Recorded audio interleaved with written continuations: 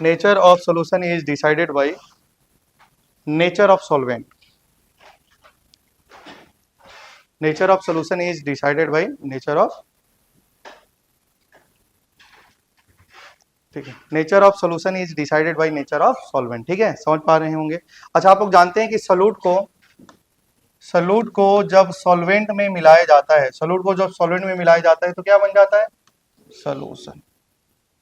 ठीक है, अब देखिए सॉल्यूशन को एक्सप्रेस करना है, तो सॉल्यूशन को एक्सप्रेस करने के लिए कुछ कंसंट्रेशन टर्म बनाए गए, तो उस कंसंट्रेशन टर्म के बारे में हम लोगों को पढ़ना है। तो नेक्स्ट हेडिंग में लिखिए कंसंट्रेशन टर्म।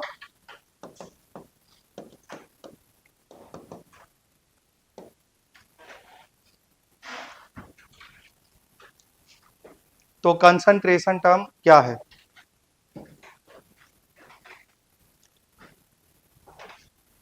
कॉपी हो गया होगा। तो देखिए पहला कंसंट्रेशन टर्म है परसेंटेज बाय मास, या इसी को परसेंटेज बाय वेट बोला जा सकता है, या इसी को लिखा जा सकता है परसेंटेज वेट बाय वेट।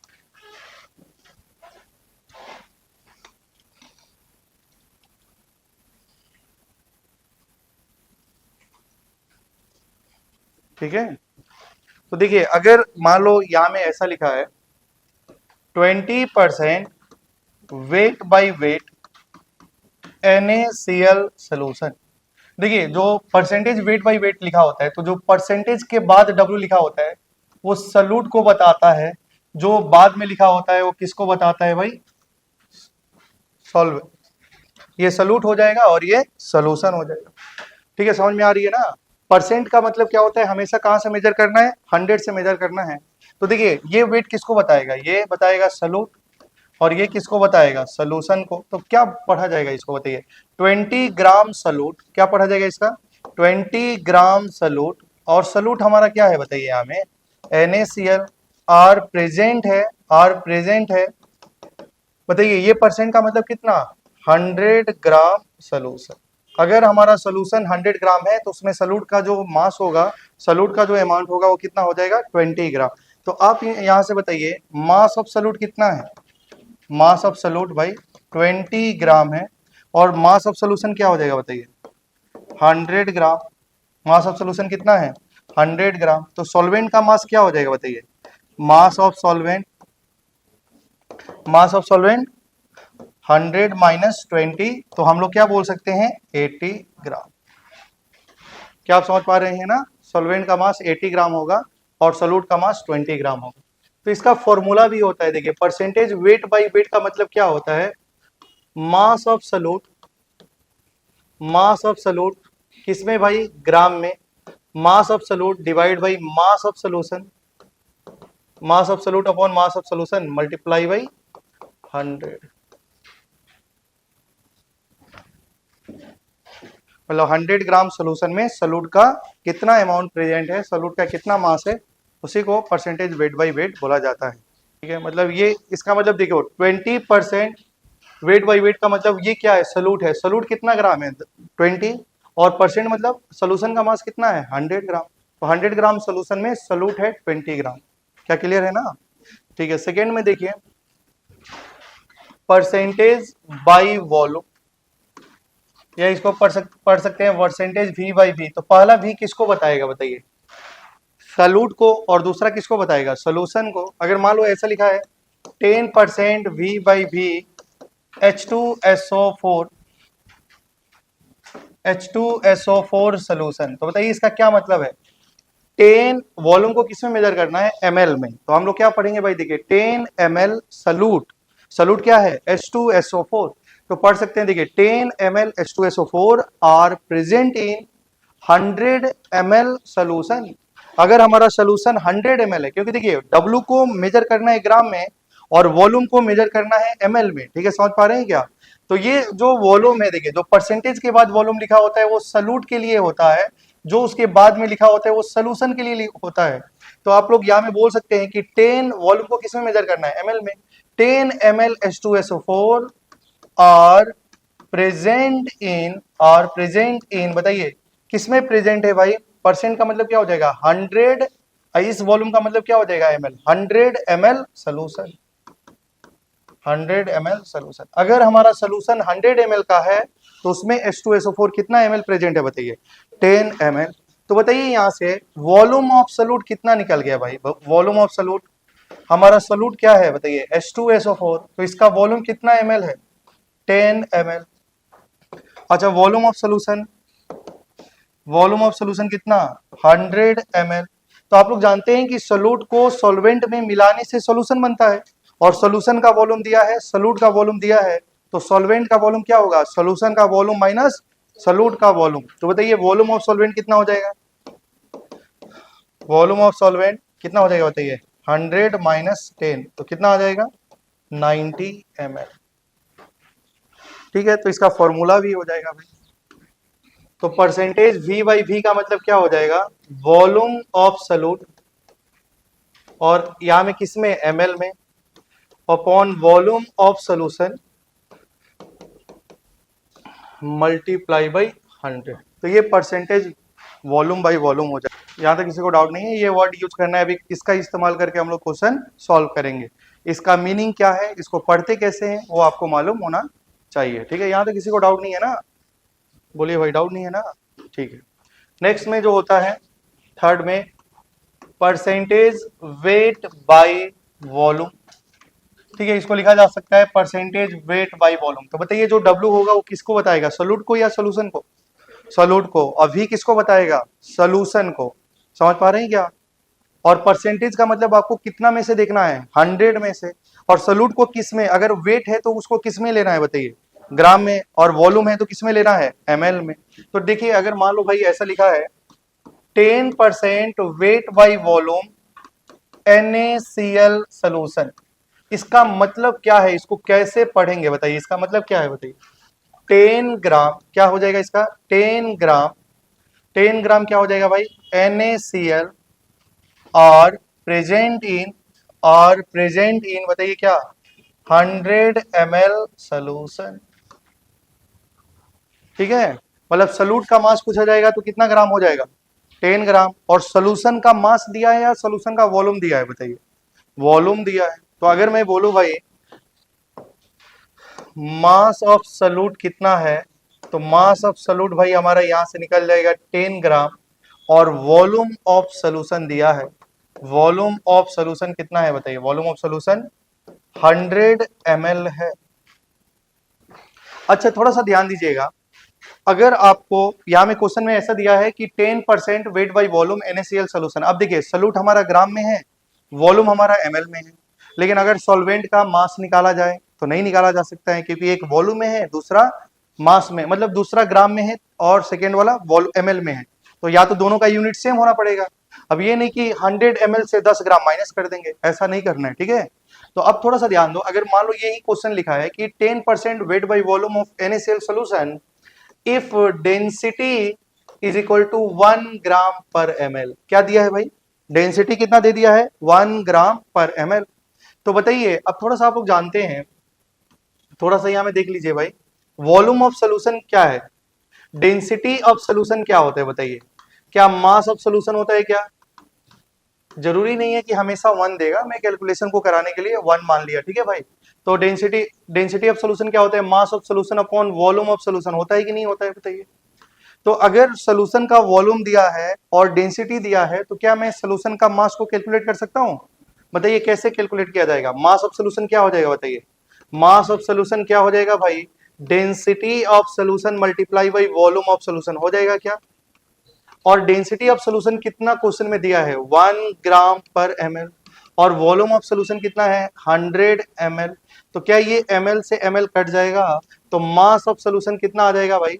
100 ग्राम आ जाएगा ना, 100 ग्राम। तो ये वॉल्यूम ऑफ सोल्यूशन जो है, क्या इसको वॉल्यूम ऑफ सोल्यूशन 100 ml है, तो मैं लिख सकता हूं क्या कि सोल्यूशन का जो मास होगा वो 100 ग्राम होगा। बोलिए लिखा जा सकता है कि नहीं लिखा जा सकता है? यहां से बताइए। अच्छा अगर सोल्यूशन का मास दिया है और सॉल्यूट का मास मालूम है, तो सॉल्वेंट का मास निकाला जा सकता है क्या? बताइए मास ऑफ सोल्यूशन और मास ऑफ सॉल्वेंट, बताइए मास ऑफ सॉल्वेंट कितना हो जाएगा? सोल्यूशन का मास माइनस सॉल्यूट का मास, तो बताइए कितना ग्राम? 90 ग्राम।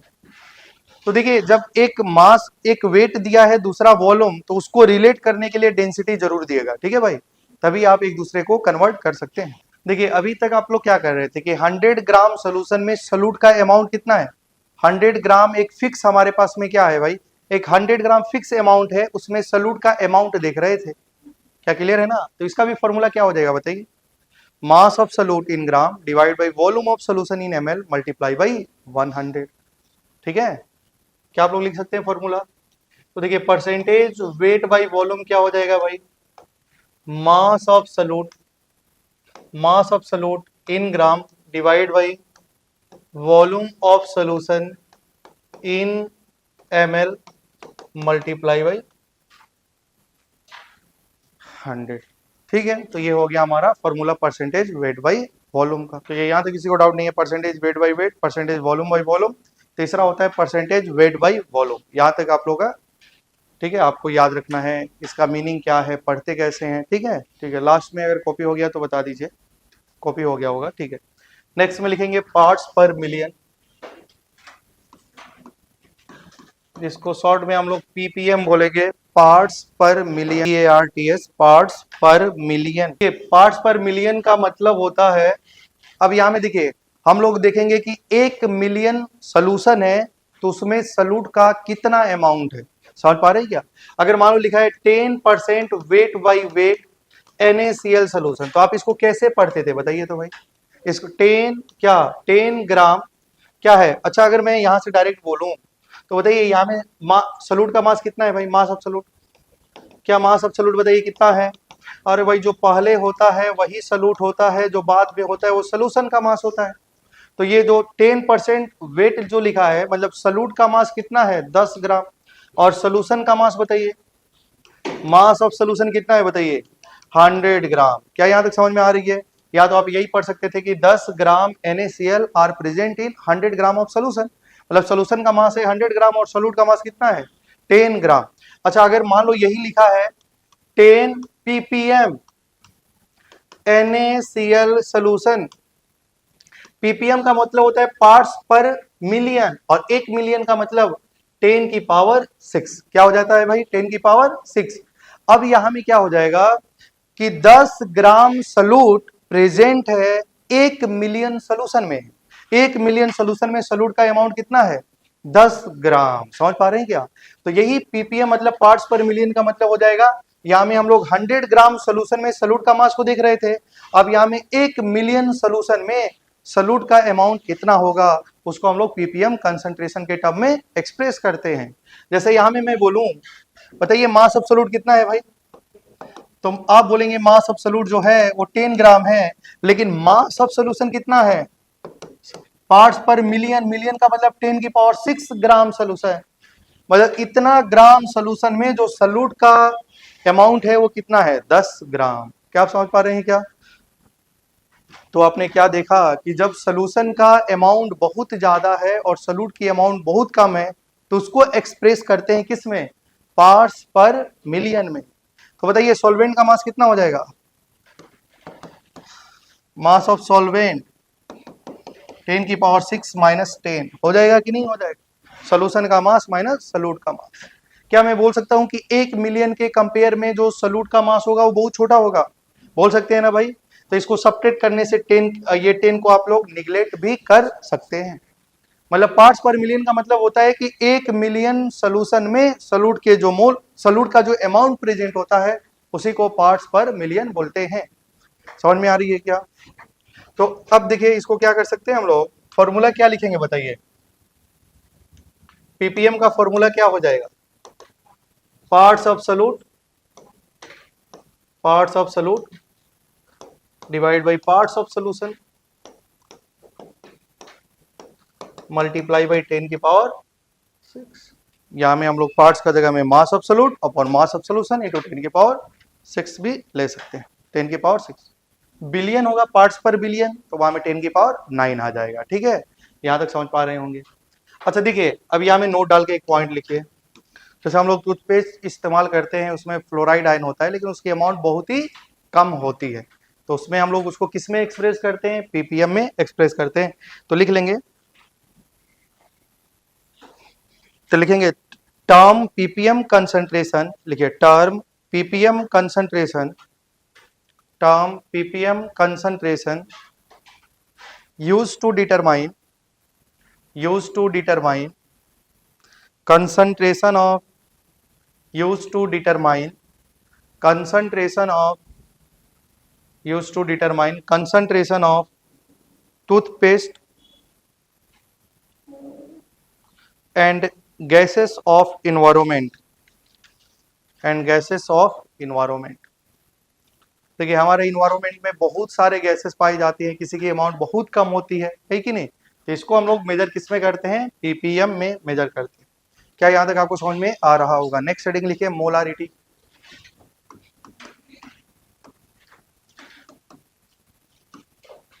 देखिए मोलारिटी क्या है भाई, कैपिटल एम से डिनोट किया जाता है कि नहीं?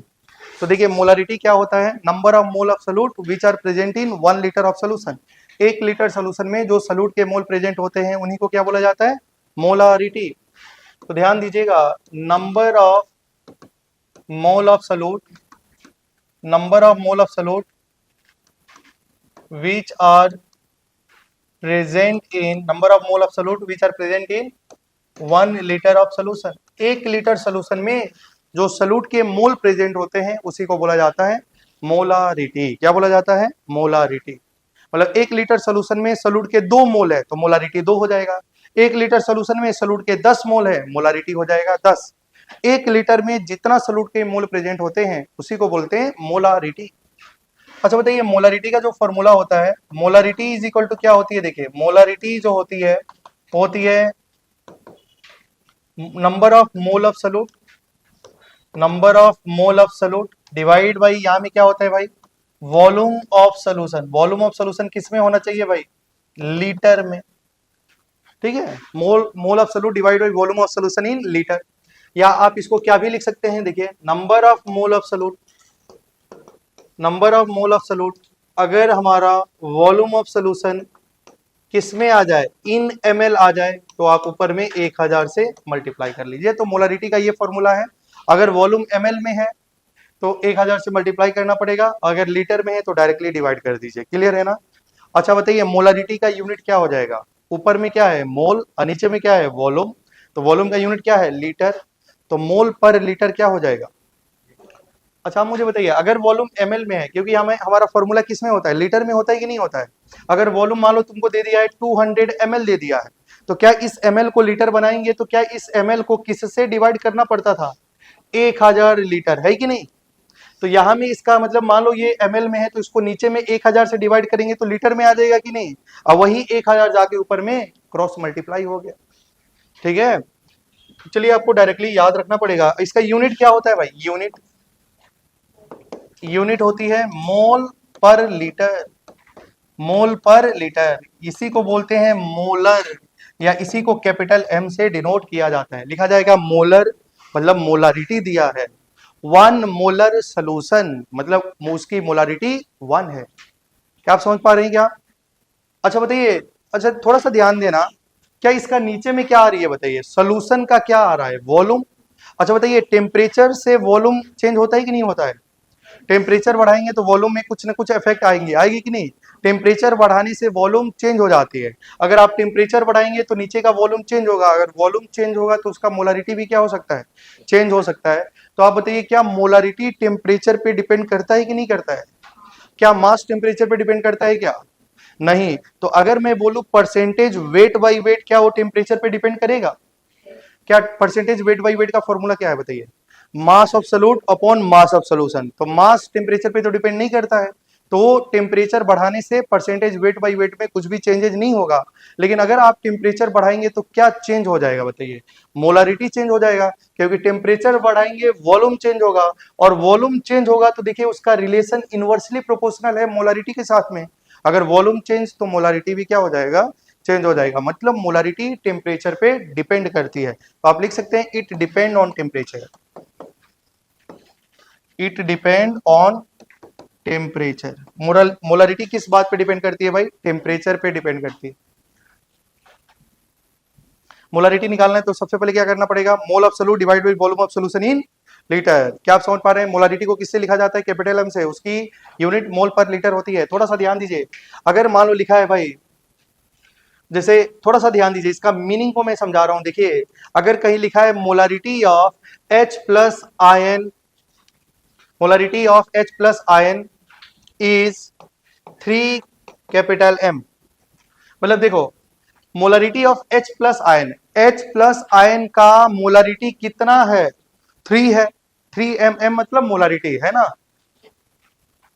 अच्छा, H प्लस आयन का मोलारिटी 3 है, इसका क्या मतलब होता है भाई? कि 1 लीटर सोल्यूशन में H प्लस के आयन कितने होंगे? H प्लस आयन का मोल कितना होगा? 3।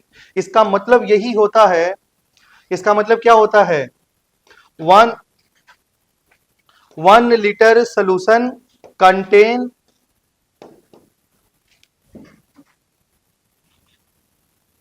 ऐसा लिख सकते हैं, number of mole of H plus ion in 1 litre solution is 3।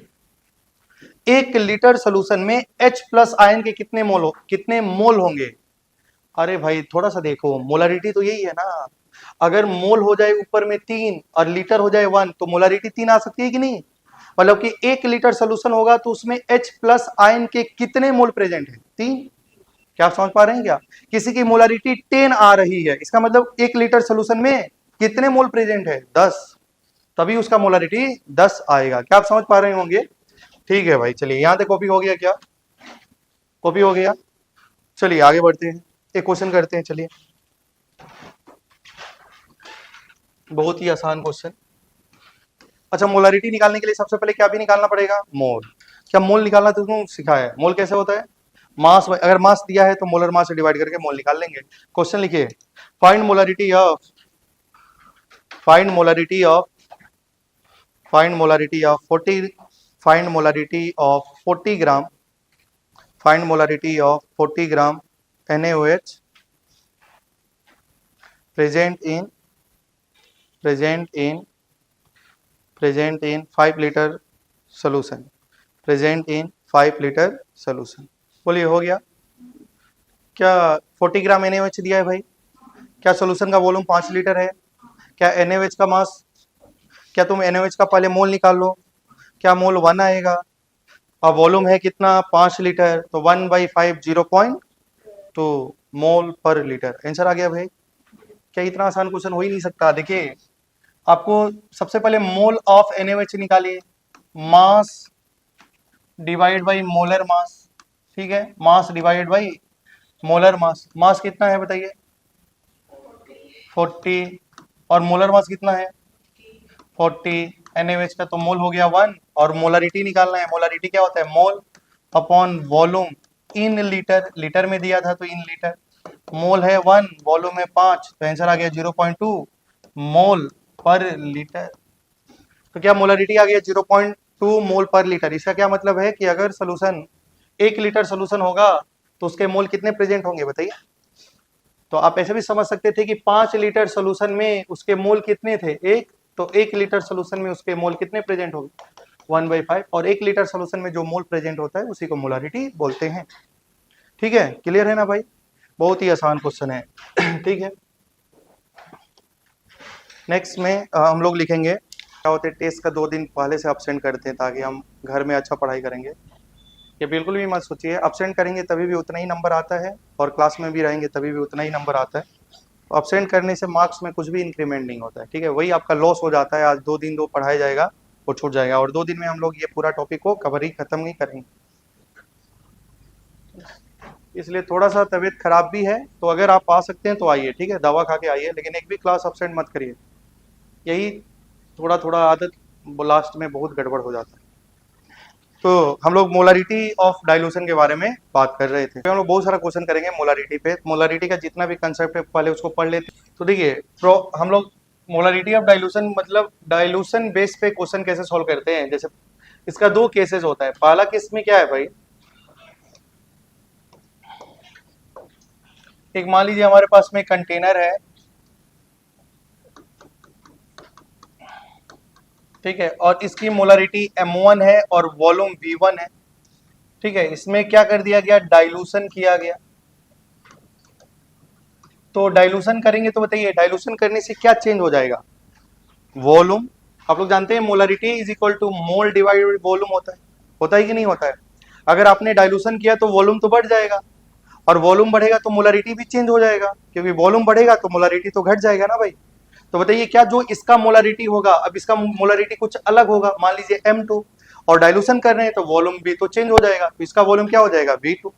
लेकिन ये एक देखिए, अगर इसमें जो नंबर ऑफ मोल प्रेजेंट होंगे, जैसे यहाँ में जो नंबर ऑफ मोल प्रेजेंट होंगे और यहाँ में जो नंबर ऑफ मोल प्रेजेंट होंगे, नंबर ऑफ मोल में कुछ भी चेंज नहीं आएगा भाई, ठीक है।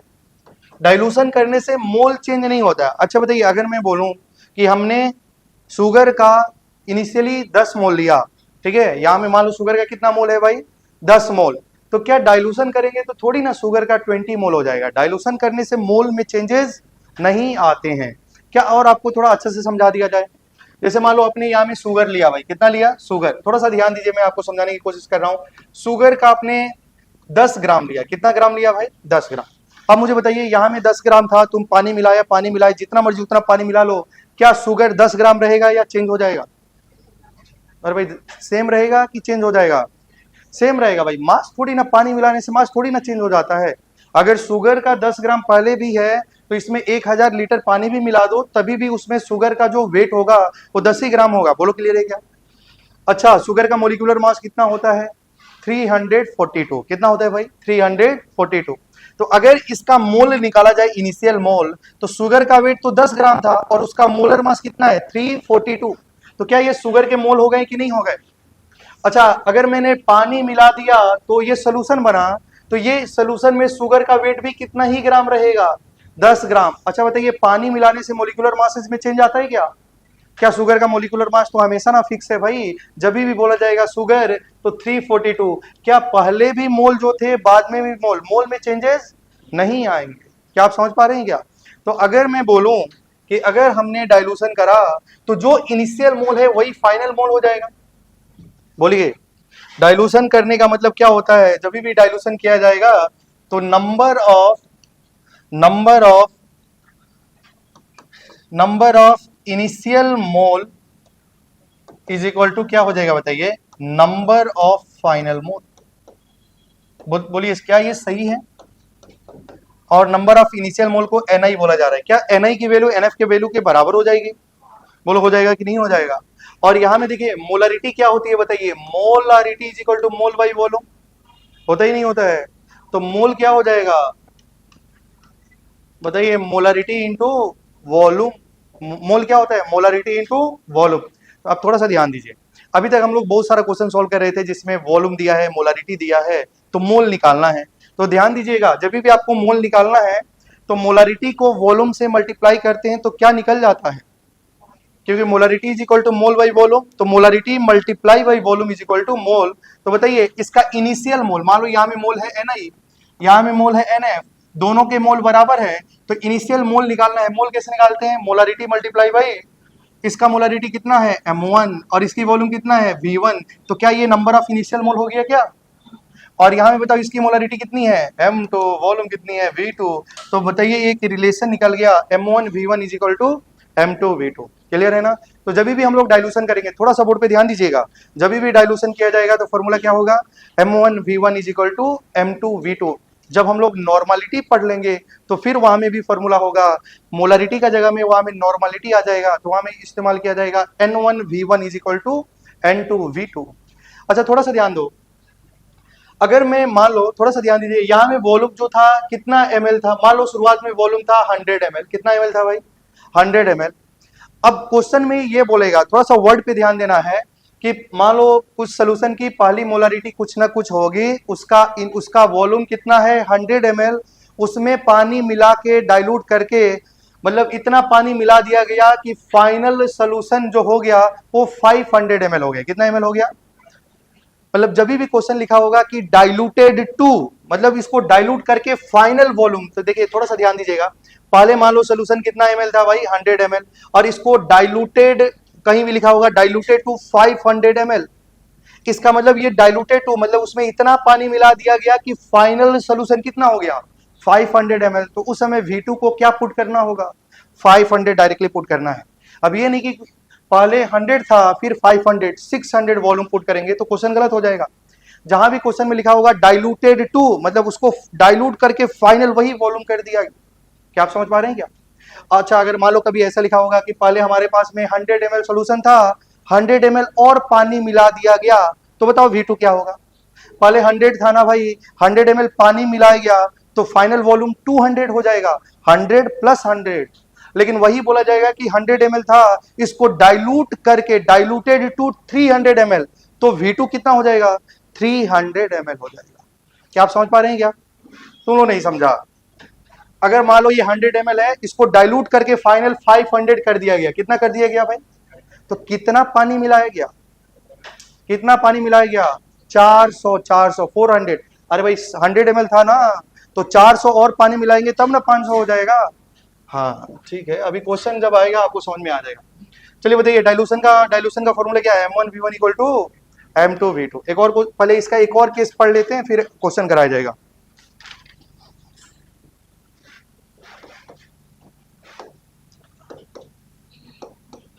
क्या समझ पा रहे हैं? ठीक है, अब ध्यान दीजिएगा, मजा नहीं आ रहा है ना?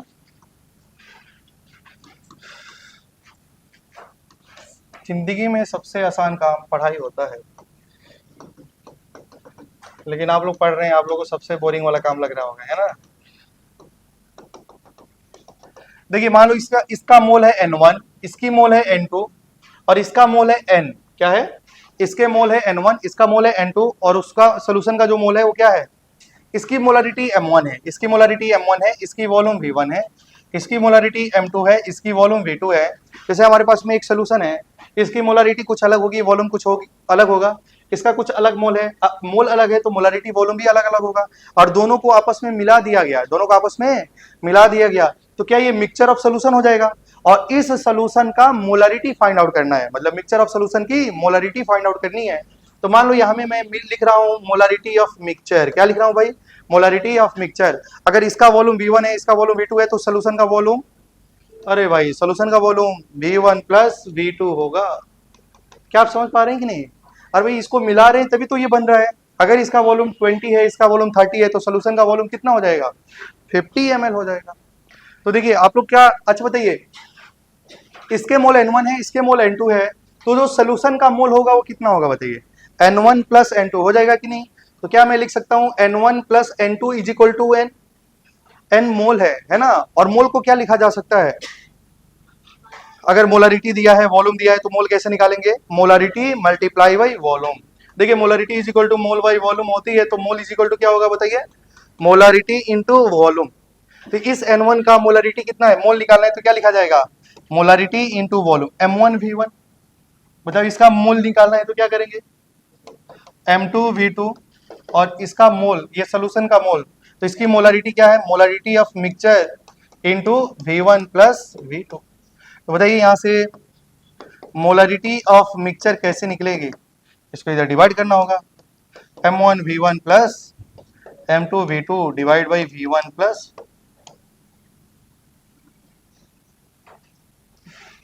थोड़ा सा ध्यान देने वाली बात यह है कि ये तो बताओ दो के लिए दिया गया, कितने के लिए, अगर तीन कंपोनेंट दिया जाए तो क्या फॉर्मूला होगा, M1V1 plus M2V2 plus M3V3 divide by V1 plus V2 plus V3। रखिएगा, एक क्वेश्चन लिखिए।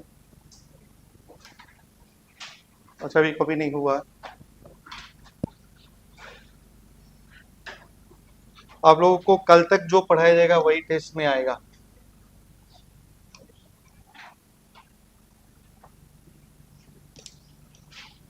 हाँ ये सोल्यूशन भी आएगा, और 150 नंबर से किसी का काम नहीं आना चाहिए, मिनिमम 180 में ना।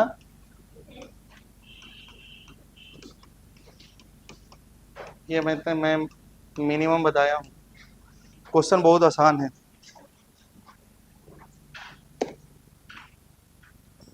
देखिए सिली मिस्टेक मत करिएगा, ये नहीं कि बबल करते समय गलत कर दिया ये सब, और एक बार OMR मिलेगा दूसरा बार नहीं मिलेगा, ठीक है, याद रखिएगा। ये नहीं कि ऐसा, अभी से प्रैक्टिस करना है अच्छा से, क्योंकि नीट में अगर गलती हो गया तो दूसरा कोई देता है क्या तुमको, जितना भी रोना है रो लो, कोई नहीं देने वाला है ना, तो इसलिए गलती नहीं करना। और आप लोगों को मालूम होगा 3 OMR दिया जाएगा ना। हाँ ठीक है, ये सब तो चलिए कॉपी हो गया होगा। ठीक है, लिखिए पहला क्वेश्चन, एक क्वेश्चन लिखिए 5 ml of 5 ml of 5 ml of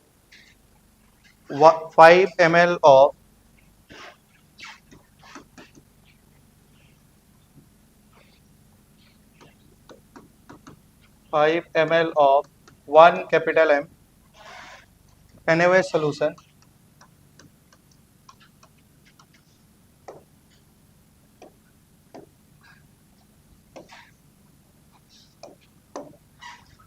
five ml of 1 capital M NaOH solution is mixed with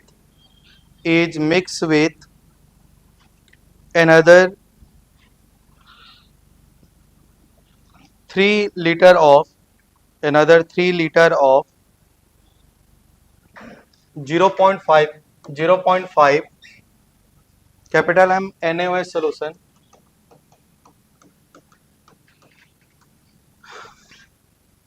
5 liter of 1 capital M NaOH solution is mixed with another 3 liter of 0.5 capital M NaOH solution, then find out molarity of resultant solution। मान लो एक solution दिया है और इसमें इसकी molarity कितनी है 1, volume है 5 लीटर, 5 ml या पहला क्या है 5 लीटर है ना, तो थोड़ा गलती हो गया 5 लीटर था, 5 लीटर था 5 लीटर, इसलिए गलत आ रहा होगा ना। मोलारिटी 0.5 और वॉल्यूम कितनी है 3 लीटर। अब दोनों को मिला देंगे तो सोल्यूशन बनेगा। तो इसकी मोलारिटी ऑफ मिक्सचर पूछा गया है और इसकी वॉल्यूम कितनी हो जाएगी 5 + 3 8। तो फॉर्मूला क्या होगा, मोलारिटी ऑफ मिक्सचर जो होगा रिजल्टेंट सोल्यूशन वो क्या हो जाएगा M1V1 + M2V2 divide by V1 + V2 हो जाएगा। और M1 की वैल्यू कितना है 1 × 5 और M2 कितनी है 0.5 × 3 डिवाइड बाई V1 + V2 5 + 3। तो 5 + 1.5 डिवाइड बाई 8 तो 6.5 डिवाइड बाई 8 ऐसा आ गया। कितना आ रहा है वैल्यू 0.81 ना 25, ठीक है, तो ये आंसर।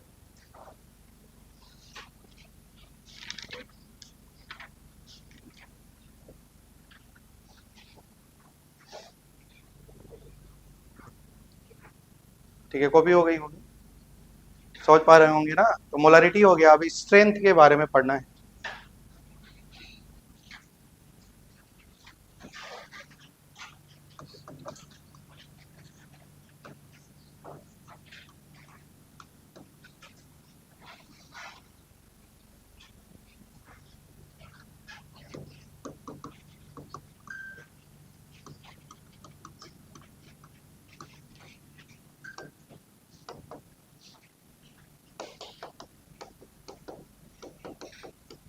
देखिए मोलारिटी क्या है बताइए, मोलारिटी क्या होता है mole of solute divide by volume of solution in 1 litre है ना। लेकिन स्ट्रेंथ क्या होता है mass of solute divide by volume of solution in 1 litre. ठीक है, समझ पा रहे हैं क्या। तो ये जो स्ट्रेंथ होती है, स्ट्रेंथ क्या होती है mass of solute divided by volume of solution in litre. और मास ऑफ सोल्यूट किस में लेना है ग्राम। तो इसका यूनिट क्या हो जाएगा, स्ट्रेंथ को किससे डिनोट किया जाता है एस से, तो इसका यूनिट क्या हो जाएगा ग्राम पर लीटर। ठीक है, समझ पा रहे हैं क्या। तो लिखिए question find strength of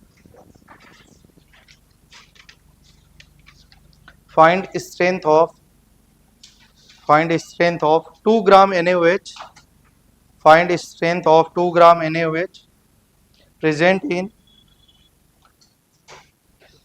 2 liter solution। find strength of 2 gram NaOH present in 2 liter solution। बताइए स्ट्रेंथ क्या होगा 1 ग्राम पर लीटर। क्योंकि स्ट्रेंथ में क्या होता है, मास लेना है, सॉल्यूट का मास divide by volume of solution in litre. बताइए सॉल्यूट का मास कितना ग्राम था, 2 ग्राम था, और उसका वॉल्यूम भी कितना था, 2 लीटर। तो यहाँ में देखिए मास ऑफ सॉल्यूट, स्ट्रेंथ निकालनी थी, तो स्ट्रेंथ क्या होगा, सॉल्यूट का मास कितना था, 2 ग्राम, और ये क्या था, 2 लीटर वॉल्यूम, कट जाएगा, तो स्ट्रेंथ आ गया 1 ग्राम पर लीटर।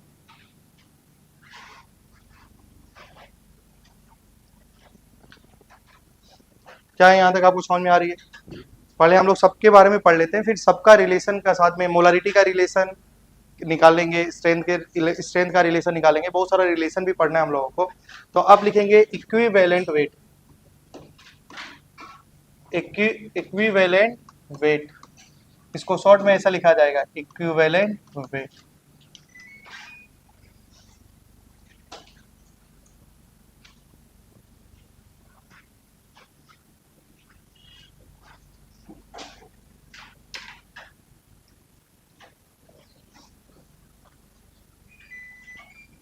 देखिए इक्विवेलेंट वेट क्या होता है, तो देखिए इक्विवेलेंट वेट होता है, इक्विवेलेंट वेट जो होता है वो होता है मोलिक्यूलर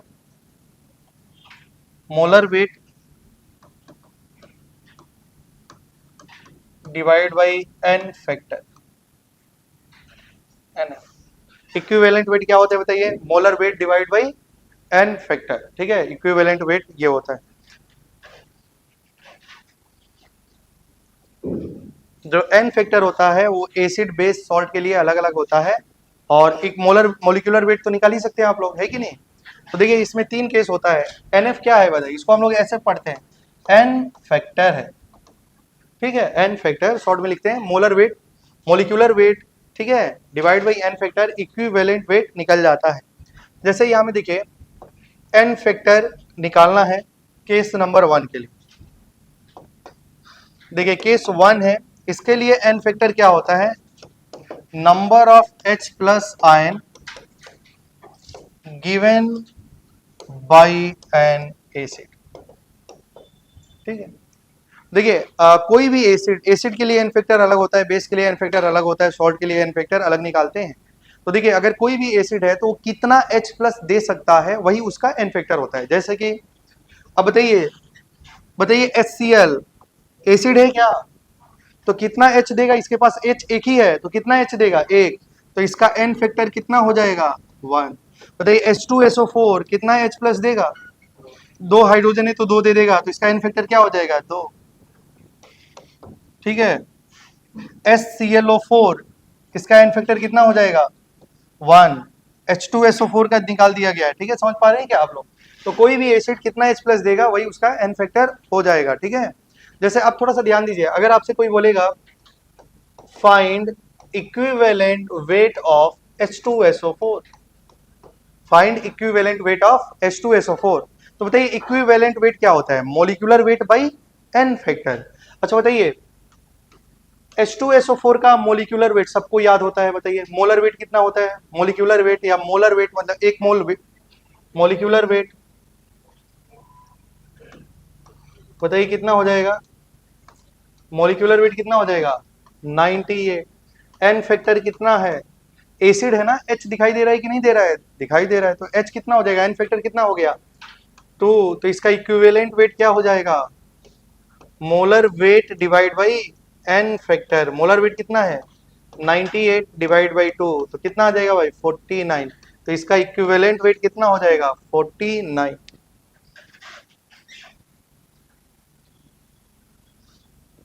क्या आप समझ पा रहे हैं क्या?